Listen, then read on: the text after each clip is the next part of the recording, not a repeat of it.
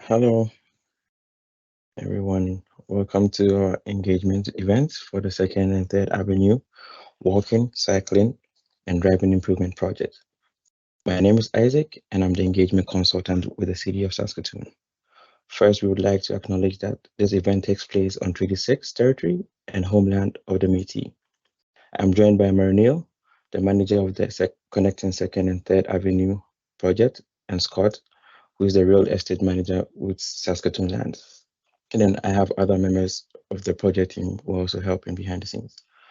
We look forward to discussing the draft plan and gathering feedback from you. To ensure that the meeting runs smoothly and that we minimize technical difficulties with audio, we ask that you type your comments in the question and answer box and I'll read them out. The Q&A button will be at the top right corner of your device. I apologize in advance if you experience any delays with your video stream.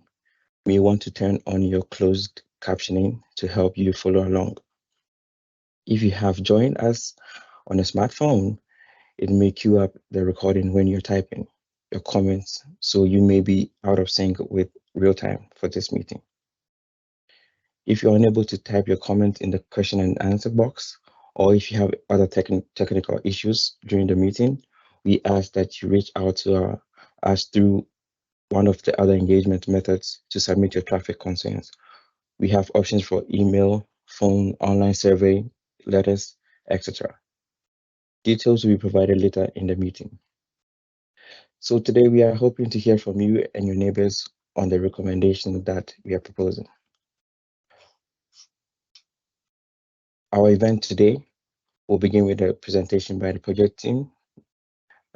Marinil and Scott will provide a brief overview about the project, the proposed options, and the next steps. Later, we will have a virtual Q&A for you to ask the project team your questions. I will now pass it over to Marinil to begin the presentation. Thanks, Isaac. Hello, everyone. Again, my name is Mary Neal, and I am the project manager for the Connecting Second Avenue or Third Avenue project. Today, we will be presenting some background information, existing conditions, issues or challenges, options, recommendations, and gathering your feedback. So the purpose of this project is to design Second Avenue or Third Avenue between King Street and 33rd Street to improve safety for people walking, cycling, and driving. The study area is shown here on this slide in yellow. This slide provides some background information on the project.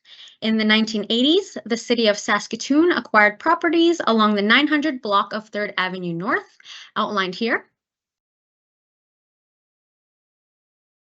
and a site on the corner of Duchess Street and 3rd Avenue, outlined here, and a site on the corner of Duke Street and 3rd Avenue, outlined here.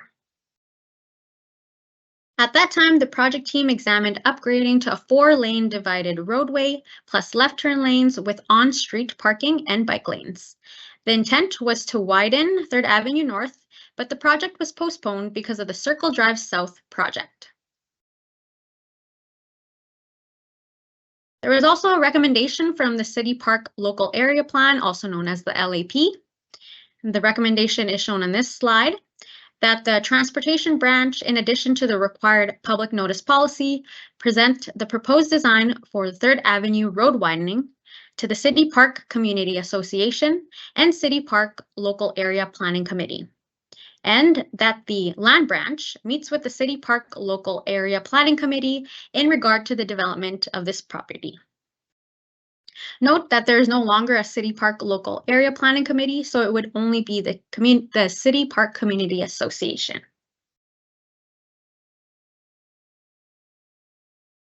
This slide shows the recommendations from the Central Industrial Area Traffic Review completed in February 2022 at 3rd Avenue and Duke Street, circled on the slide here. A pedestrian activated signal on the north side was recommended to improve pedestrian safety. At 2nd Avenue and King Street, circled here, a pedestrian activated signal on the north side was also recommended to improve pedestrian safety. And at 2nd Avenue and Princess Street, circled here, The existing crosswalk was recommended to be removed because this was no longer warranted with upgrades to the adjacent crossings. These recommendations may require modification at the time of detailed design due to the complexity of these locations. The scope of the project is to gather background information, conduct engineering review of design options, conduct engagement, which is what we're doing now, finalize the design option, present report to the Standing Policy Committee on Transportation, also known as SPCT, and City Council, request funding, and then proceed with implementation. Road characteristics of the existing street are that it's classified as a major arterial with uncontrolled access. There are 4 travel lanes. The posted speed limit is 50 kilometers per hour. There are sidewalks on both sides with some sections with asphalt overlay. There are zebra pedestrian crosswalks at King Street, Princess Street, and Duke Street. And the existing cross section is shown here. So if we start at the far left, that is the west property line, there is a 6.7 meter boulevard, a 1.5 meter sidewalk, 4 2.9 meter traffic lanes, and on the east, we have a 2.5 meter boulevard and a 1.5 meter sidewalk with a 0.5 meter boulevard just to the east of that.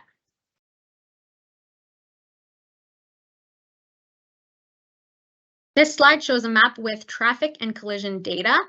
Based on a 2017 count, there are 17,700 vehicles per day between Queen Street and 3rd Avenue East, shown on the map with a light blue line. Based on a 2021 count, there are 21,200 vehicles per day between Duke Street and 33rd Street, shown with the dark blue line. From 2018 to 2022, there were 83 total collisions. There were 67 collisions at intersections and 16 collisions along road segments. So the map here shows the number of collisions at intersections. For example, there were 15 collisions at King Street and the number of collisions along road segments in between intersections.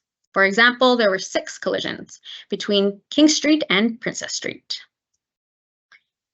There were also 18 injury collisions. There were 3 collisions that involved pedestrians in total. Out of the 3, there were 2 pedestrians with minor injuries. The map shows the location of the pedestrian collisions in red, 2 collisions at Duchess Street, and 1 collision between Duke Street and Duchess Street. One thing I wanted to note was collisions that involve vulnerable road users, such as pedestrians and cyclists, have a high risk of severe consequences. Based on a literature review, there's an 85% likelihood of pedestrian or cyclist death at a 50 km/h collision speed. There were 5 sideswipe collisions and 1 head-on collision. Head-on collisions have a higher risk of resulting in an injury or fatal collision. The map here shows the location of the sideswipe and head-on collisions. So there are 2 sideswipe collisions between Duke Street and Duchess Street, and that's shown in blue. 1 sideswipe collision at Duke Street, 1 head-on collision at Duke Street, shown in yellow. 1 sideswipe collision at 2nd Avenue and 3rd Avenue, so at that skewed intersection, and 1 sideswipe collision at King Street. Due to the amount of traffic in the 4 traffic lanes, it may be difficult for pedestrians to find gaps in traffic to cross. The skewed intersection geometry at the intersection of 2nd Avenue and 3rd Avenue, circled here, creates sightline issues. Skewed intersections also may increase crossing distances and speed of turning vehicles. Moving on to pedestrian crossings. Pedestrian crossings are reviewed according to the Transportation Association of Canada, also known as TAC, Pedestrian Crossing Control Guide. It includes a decision matrix for locating pedestrian devices based on traffic signal warrants, pedestrian and traffic volumes, distance to the nearest traffic control device, pedestrian desire line, and network connectivity. At the bottom of this slide are 3 possible treatment system categories. The first category are passive crossing treatment systems such as standard crosswalks and zebra crosswalks. Standard crosswalks have pedestrian crossing signs on either side of the road, as well as painted lines on the roadway that identify the crossing location. Zebra crosswalks are an upgraded version of the standard crosswalks with additional pavement markings that make it easier for drivers to see the crossing location. The second category are active crossing treatment systems, such as rectangular rapid flashing beacons, also known as RRFBs, and an active pedestrian corridor, also known as an APC. Rectangular rapid flashing beacons, or RRFBs, are pedestrian actuated devices on either side of the street and sometimes in the median. When the push buttons are pressed, small flashing beacons on each side of the pedestrian crossing signs start flashing. And these flashing lights alert drivers that pedestrians are using the crosswalk. Active pedestrian corridors, also known as APC, have pedestrian crossing signs above the roadway. These signs also come equipped with flashing beacons that can be activated using push buttons located on either side of the street. The overhead signs also provide downlighting to illuminate the crosswalk at night. The third category are traffic signal systems, such as pedestrian actuated signals, or PASs, and a traffic signal. A pedestrian actuated signal, or PAS, is a type of pedestrian crossing device that looks like a standard traffic signal. The signal will stay green for vehicular traffic until one of the push buttons located on either side of the street is activated by a pedestrian. The light will then change to red for drivers, giving pedestrians the walk light to safely cross the street. And the last photo is a photo of the traffic signal downtown at the intersection of 22nd Street and First Avenue in front of the mall. So it's just a standard traffic signal.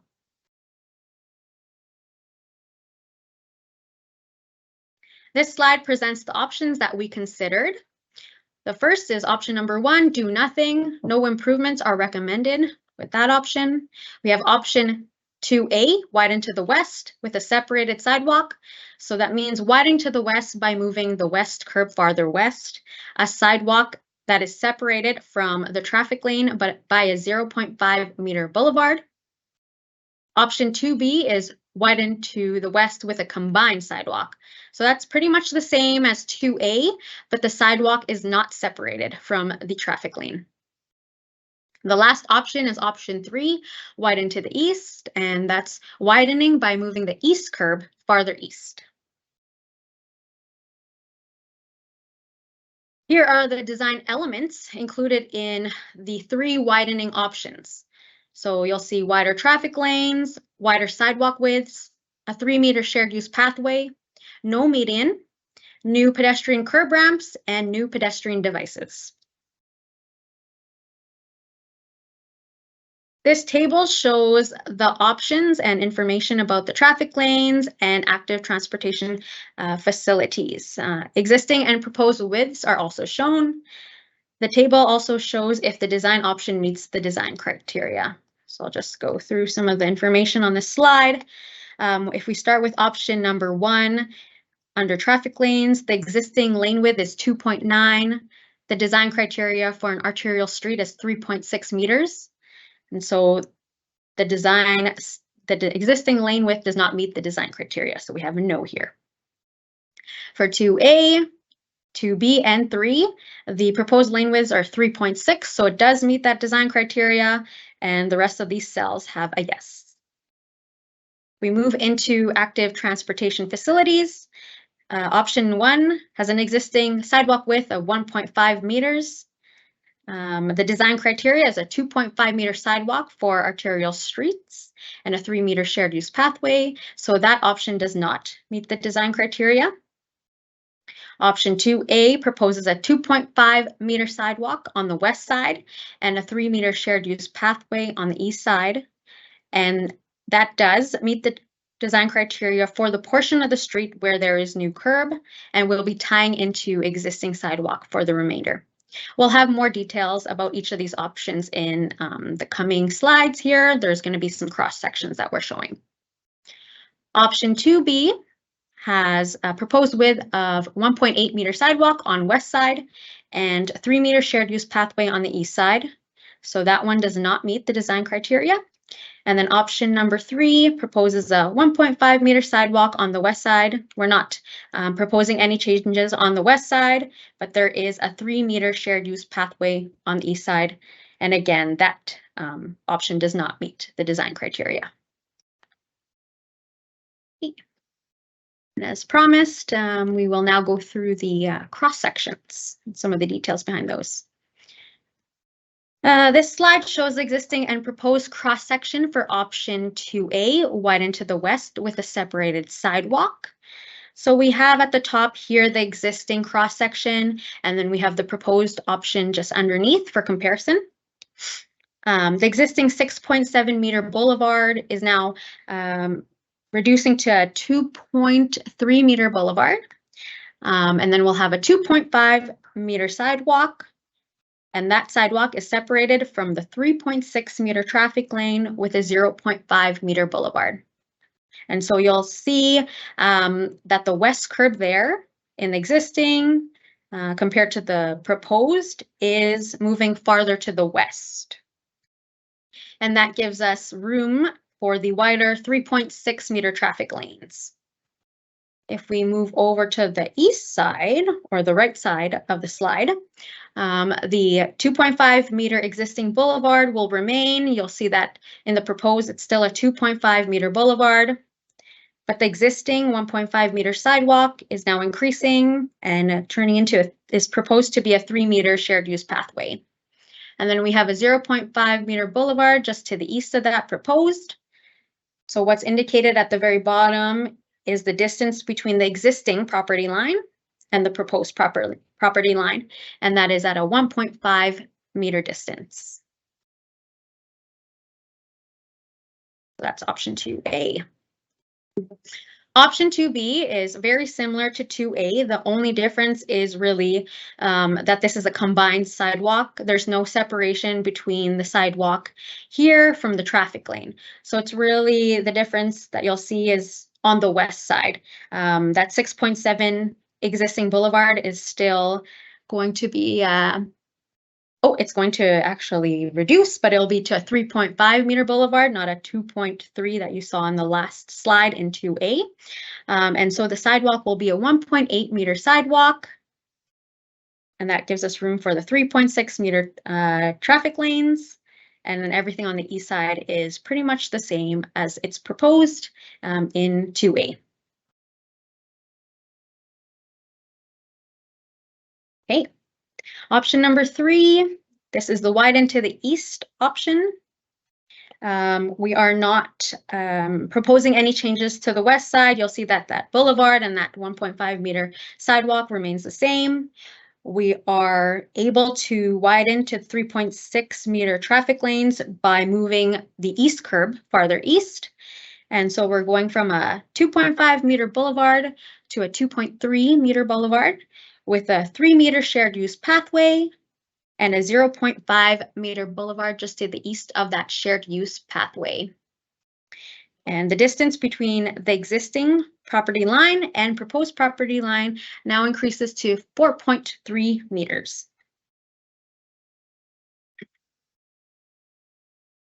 Okay, so those were just some of the details for each of the options. This slide lists the criteria used to evaluate each of the options. We asked ourselves when we reviewed each of the options, does it improve pedestrian safety? Does it improve cyclist safety? And does it improve traffic safety? Does the option have any impacts on utilities, such as light poles or power poles that need to be relocated? Are there any environmental impacts, such as trees that need to be removed? We also considered property acquisition that would be required, parking impacts, and the estimated cost of that specific option. Here is a table showing the evaluation for each option. The first column shows the options and the other columns are the evaluation criteria. So I'll just go through each of these options. So the first option, there are no improvements that are recommended. So it's a no for improving pedestrian safety, cyclist safety, traffic safety.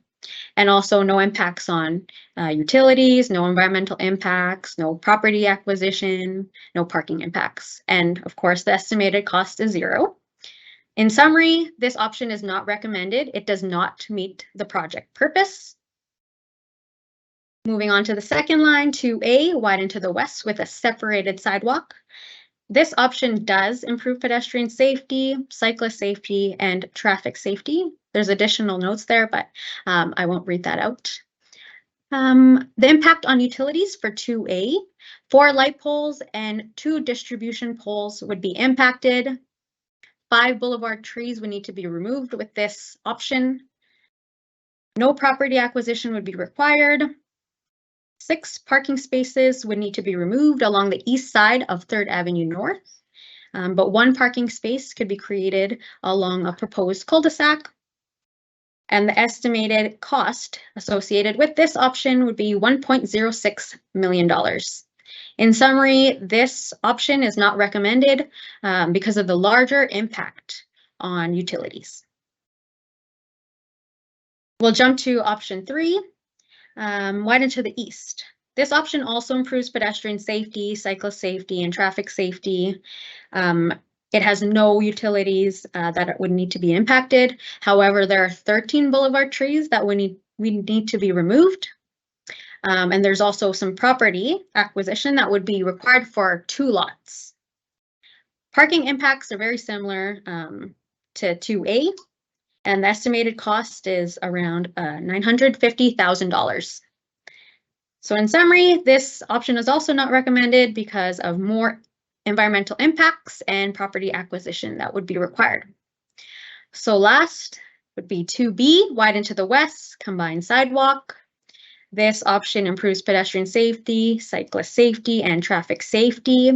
It does have impacts on utilities, so 3 light poles and 2 distribution poles would be impacted. 5 boulevard trees would need to be removed. There are no property acquisitions required. Very similar parking impacts as the other 2 widening options, and the estimated cost for this option is $1.03 million. So in summary, this option is recommended.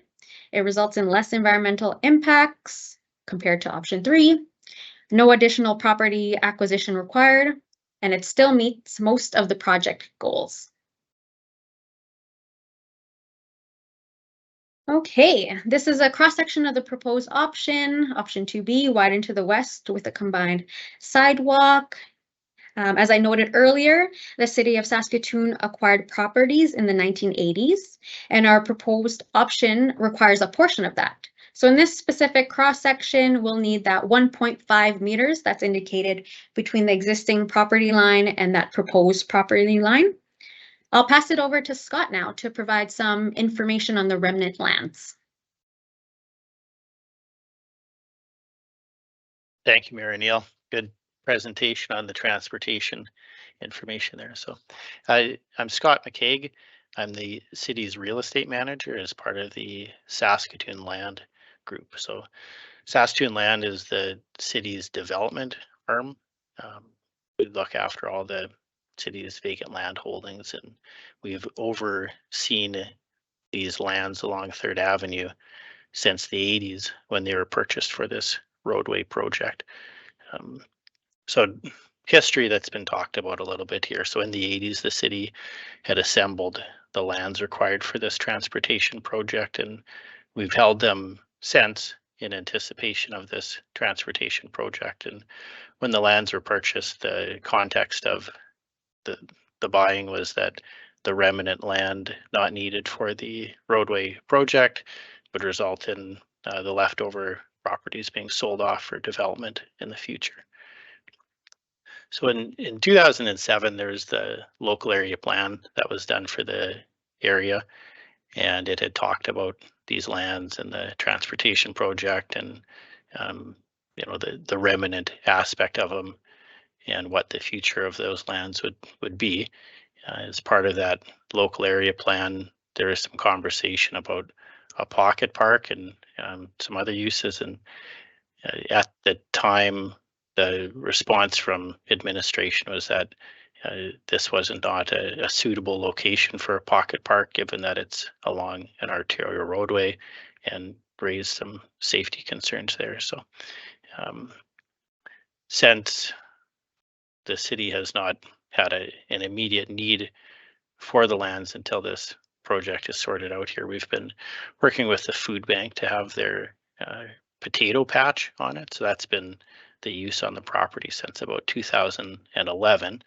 And we've had a year-to-year agreement with the food bank, and the use of it has always kind of been until the transportation project comes along and the remnant lands are sold off.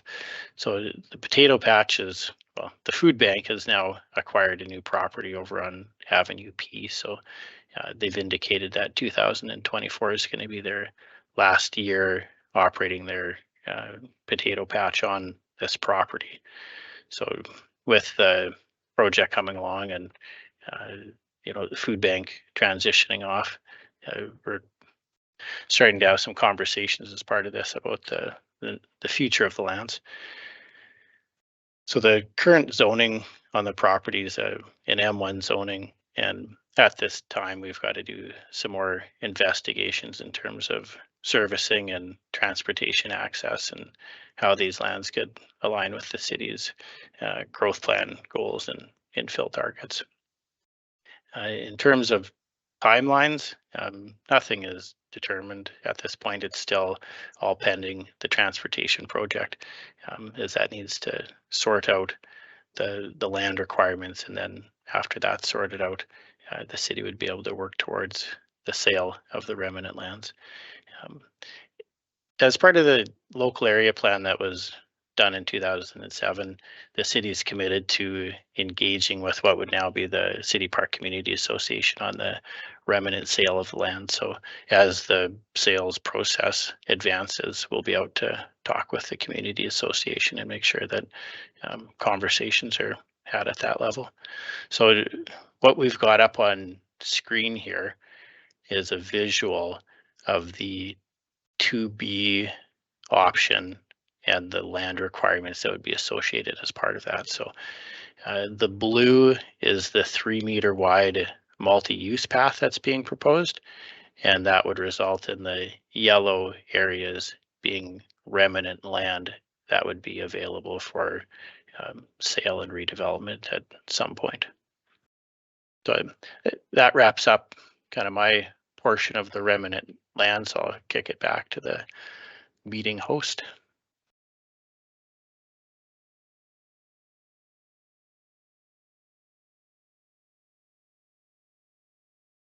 Okay, thanks, Scott.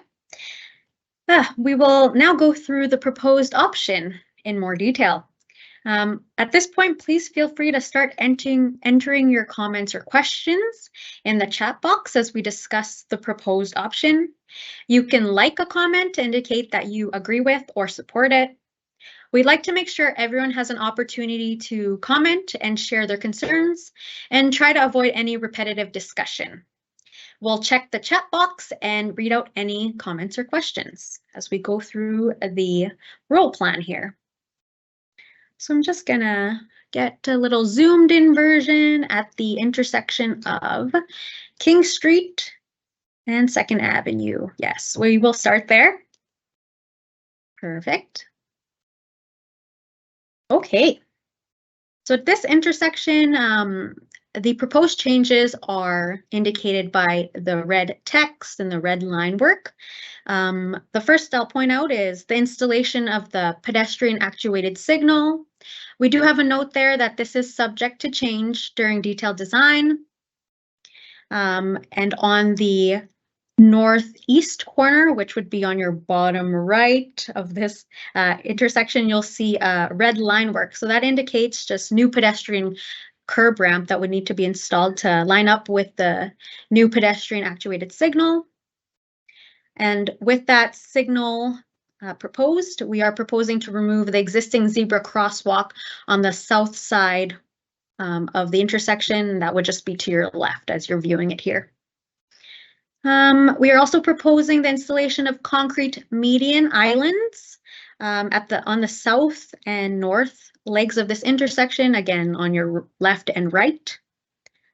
And those are some of the proposed changes at this specific intersection of 2nd Avenue and King Street. If there are any comments or questions about these specific changes, please let us know and we'll read it out.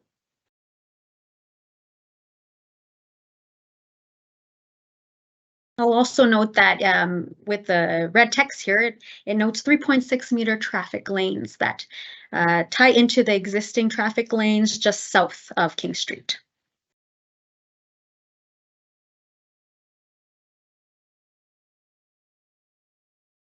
Nothing so far. Okay, and I'll also note that that 2.45 meter parking lane is being maintained, so no changes there as well. Okay, we can probably proceed north or pan to the right of this plan. Perfect. Okay, so we're just at Princess Street here and viewing a little bit of the north side of Princess Street as well, or North Leg. So at Princess Street specifically, you'll see a new curb ramp there on the southwest corner or the top right. And we are proposing to remove the zebra crosswalk here, again, no longer warranted due to the proposed devices at King Street and at Duke Street. The existing sidewalk just on that triangle piece there is a 1.8 meter sidewalk. You'll see here that a cul-de-sac is being recommended to address the skewed intersection of 2nd Avenue and 3rd Avenue, again, to address sightline issues and also increase crossing distances and high speed of turning vehicles. There's an area there that will have grass, and that 1.8 meter sidewalk on the east side will transition to an asphalt pathway that is 3.5 or 3.0 meters wide. And sorry, it's just some of the corner of my screen here. So maybe I'll ask to pan to the right a little bit. Kenton, thanks. Thank you. Okay. And so with that 3 meter asphalt pathway on the east side there, continuing on to the north, you'll see that there are 5 boulevard trees that need to be removed. And those trees are highlighted with a red symbol.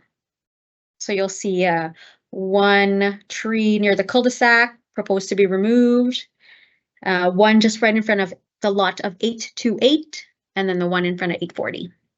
So those are 3, and then there's another 2 just north of this. Okay, so that takes care of some of the changes on the east side. We'll jump over to the west side here. So there is an existing 1.5 meter sidewalk. Oh, sorry, I'm just on the west side still. Yeah, just south of Duke Street. Yes, perfect. We are tying into an existing 1.5 meter sidewalk. A 1.8 meter sidewalk is proposed on the west side. Again, we're moving the west curb farther west. So those 2 power poles indicated by the red dots need to be relocated so that we can fit in those 3.6 meter traffic lanes. Okay. We can most likely zoom in on Duke Street and 3rd Avenue but I'll first ask if there are any questions, any comments so far? Doesn't look like it.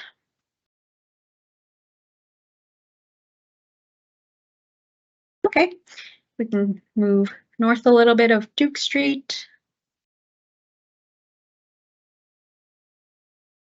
Okay, there we go. Okay. So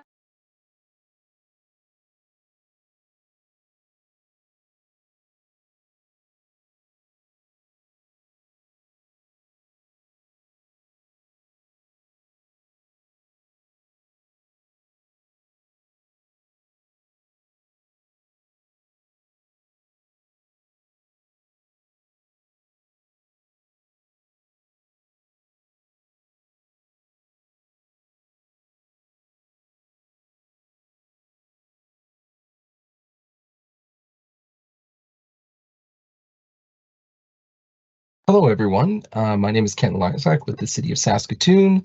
Please just hold on a moment. We're experiencing some technical difficulties. We'll be on as soon as we can. Thank you.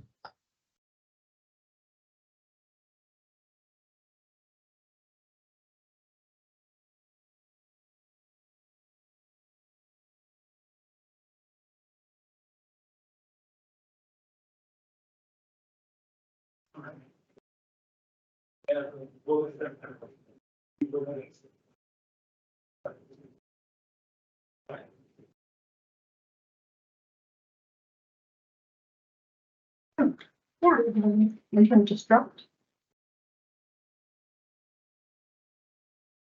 We're on. Perfect.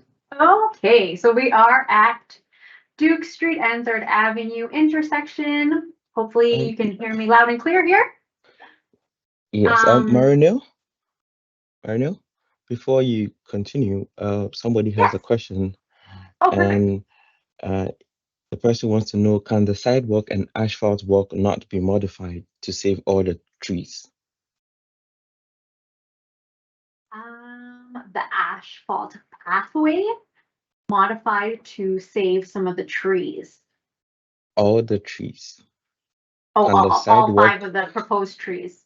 yes, can the our- sidewalk and the asphalt walk not be Oh, modified to save all the trees? okay. With our proposed design, we are aiming to meet the design standards of 3-meter wide for asphalt pathway. And so the only modification would be to reduce, the asphalt pathway, but then it would no longer meet the design criteria. So that one would be a little tough. Again, if you would want to pinch it down to save trees, that's probably the only modification. However, again, that does not meet our current design criteria. Sorry, this is Natalie Bode. I'm the engineering manager, and I'll just add that some of the trees also require modification for placing those pedestrian actuated signals. So because of where the pole will be placed with the push button for pedestrians, some of the trees are located too close to the corner. So to make the ramp and the push button poles accessible to all users, some of the trees would need to be removed even if we did pinch the pathway down. That answers the question.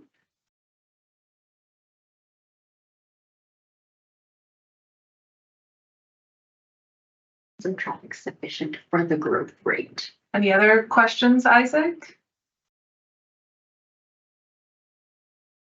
So JP comes back and says, can you not simply leave an opening for the trees? An opening. I think JP means leaving maybe a gap in the sidewalk. And Yes. Yeah, that would not be accessible to people with mobility devices who are not able-bodied. They need a certain amount of space for their, whether it's a wheelchair or a walker, so they can't navigate around gaps or openings in sidewalks or pathways. Okay.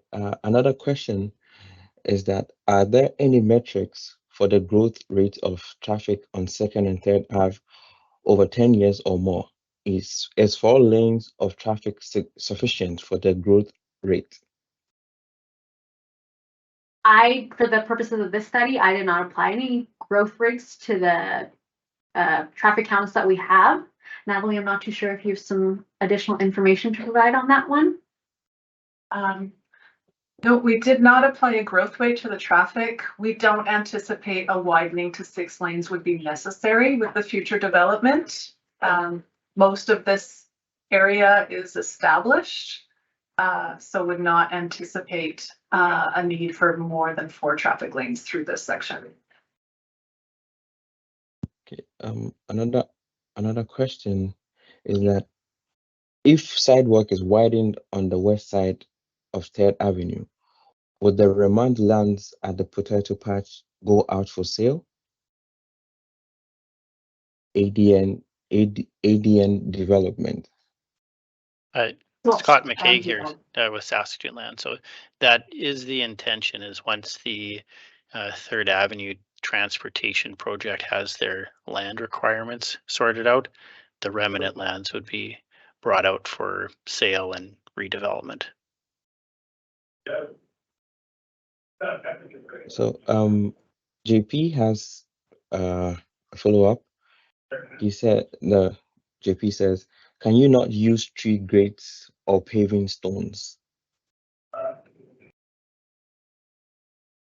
Is that again to the opening for the trees? I think it's about saving the Yes. trees. Yeah, that comment is related to saving the trees. Yeah. Okay. So what we do when we have tree impacts that can't be adjusted through the design, then we work with our urban forestry team to see if there's any ways that we can mitigate the impact to the tree.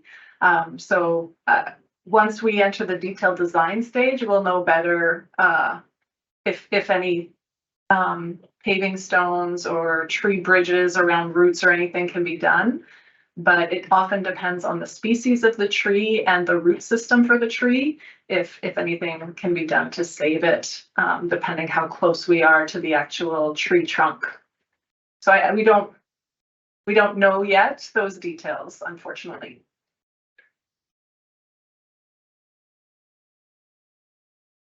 No Yeah, more questions at this point. Okay, thank you, Isaac. Perfect. Okay, so I left off, I believe, at Duke Street.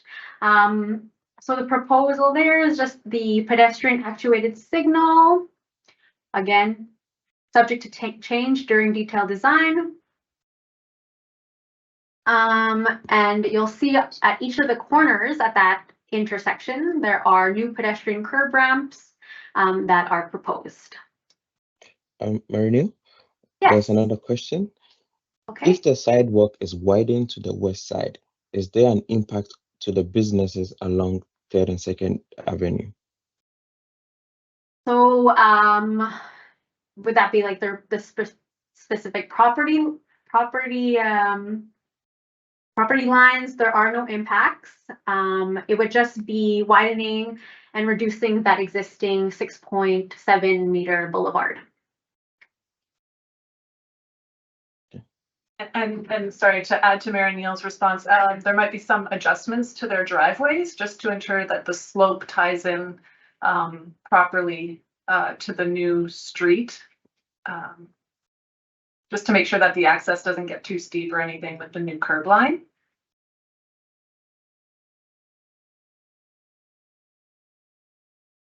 And the rest of the work is all within the city's public right-of-way.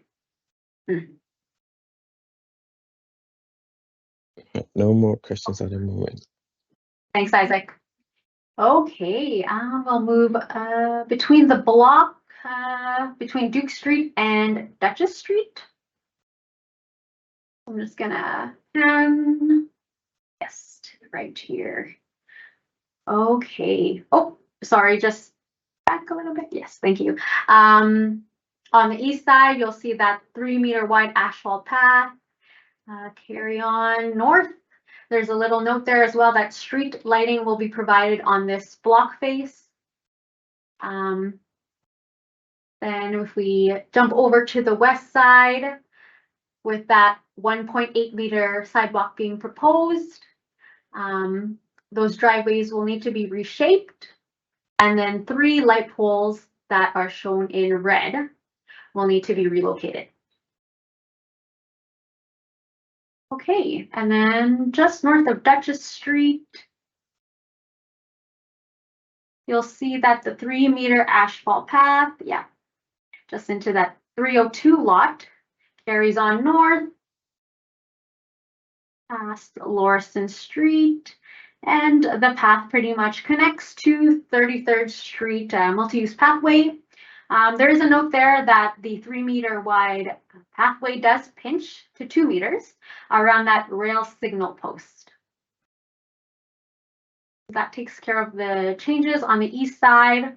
On the west side, there's just the 1.5 meter existing sidewalk that will tie into that 1.8 meter sidewalk. And then the hatched or dotted red area there, it is shown on there to represent sidewalk that needs to be removed. Okay, those are the proposed changes. Some of the details of the roll plans there for option 2B. Let us know if there are any other comments or questions.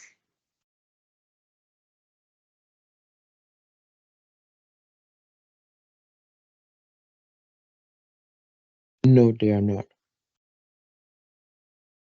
There's no comment or question in the box at the moment.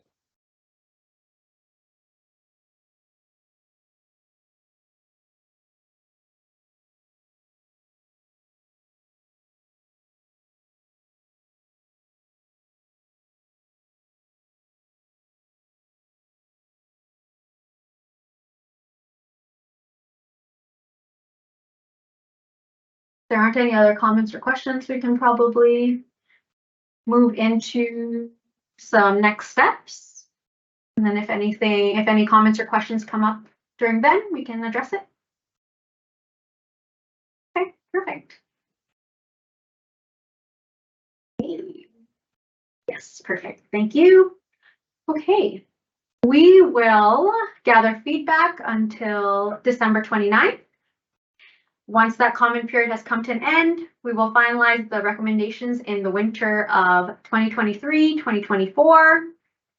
We will then prepare a report to present to the Standing Policy Committee on Transportation, also known as SPCT, in spring 2024. Pending approval and additional funding, we will begin implementing recommendations in 2027. Okay, we have a question here. Sure. Is there going to be any work done to the storm draining with any of these plans? Will the roadway asphalt be updated with the project? So we've been having internal discussions. I believe that would be part of, the next phase of the project. And so we would just discuss that in detail with our internal stakeholder groups. And then another question is, at the Princess Street intersection, could the triangle be landscaped with trees to encourage proper sight lines? May we look back at the roll plan in that specific intersection, Princess Street?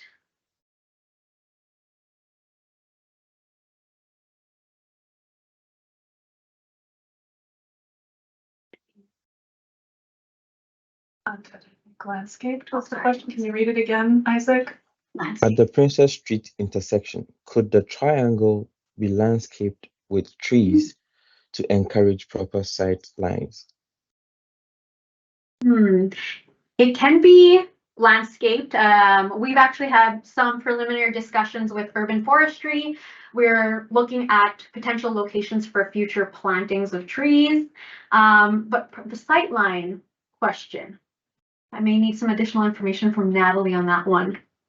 Yeah, I'm not exactly sure what they are referring to, but yes, we can, because the cul-de-sac is there, the sight lines aren't necessary for this huge intersection. And we'll explore landscaping opportunities or tree plantings with our urban forestry group for both the new triangle that's created north of the cul-de-sac and the existing triangle just north of Princess Street. I think we would work with them. They manage all of our urban canopy and trees, so we would hesitate to plant anything without their approval on the placement and the species, so we would work with them to develop that. And there may be planting opportunities as well in the existing boulevard, where potentially where trees are being impacted, or even the boulevard space to the west, because it's more than adequate for them to accommodate tree plantings.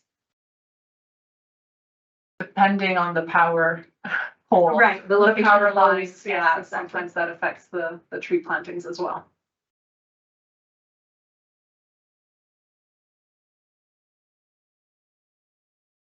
That answered that question. I'm not sure if they followed up, Isaac. They have not followed up yet. Takes a minute sometimes to type everything in, Yeah. so Yeah. just give them a bit of time. Yeah.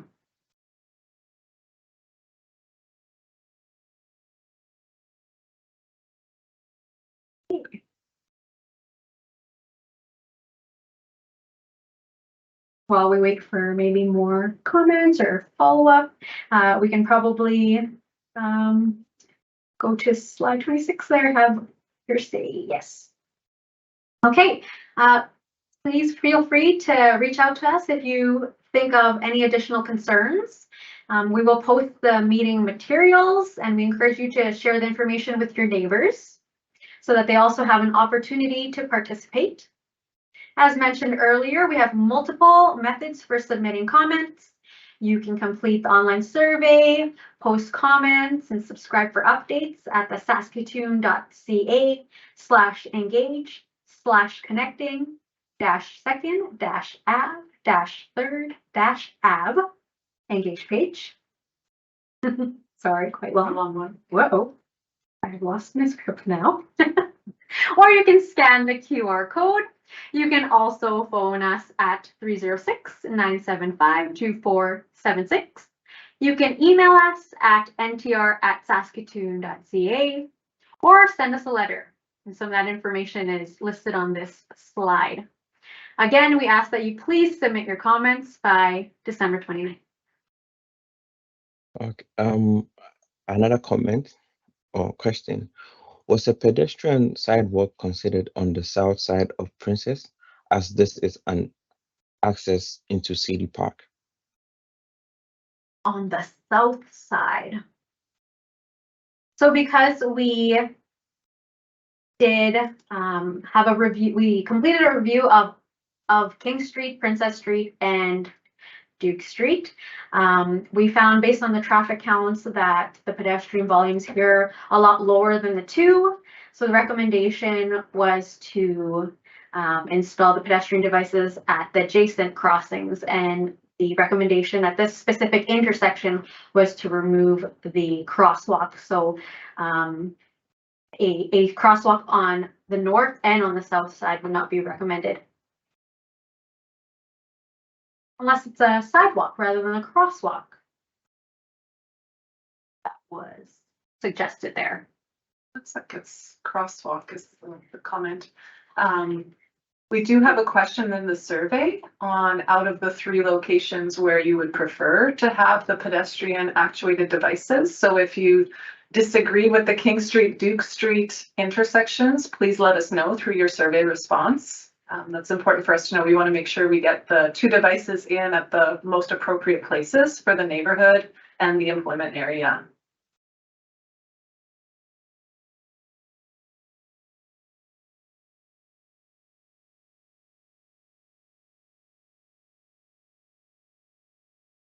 Okay.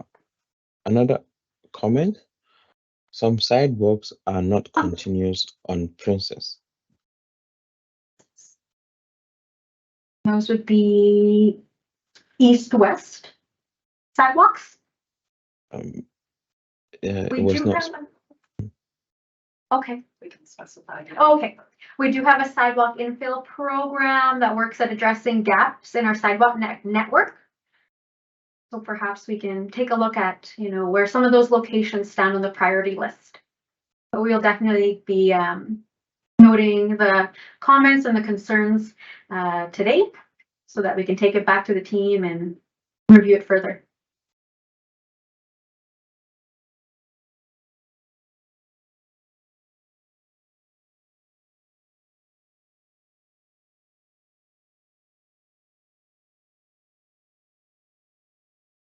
Right, sorry, just getting this switch back up here. Okay, I left off at, I also wanted to mention here that there's also an in-person meeting this evening at 7 p.m. at St. Paul Elementary School. So if we were unable to get to your comment today, we will provide a response in the meeting minutes, which will be posted to the saskatoon.ca engage page. A link to the page will be posted in the chat box or Q&A forum. So we'll just copy and paste that into that there. We'd also like to get your opinion on how the online meeting went today.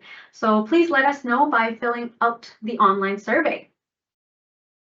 I'll pass it back to Isaac for closing comments if there aren't any other comments or questions.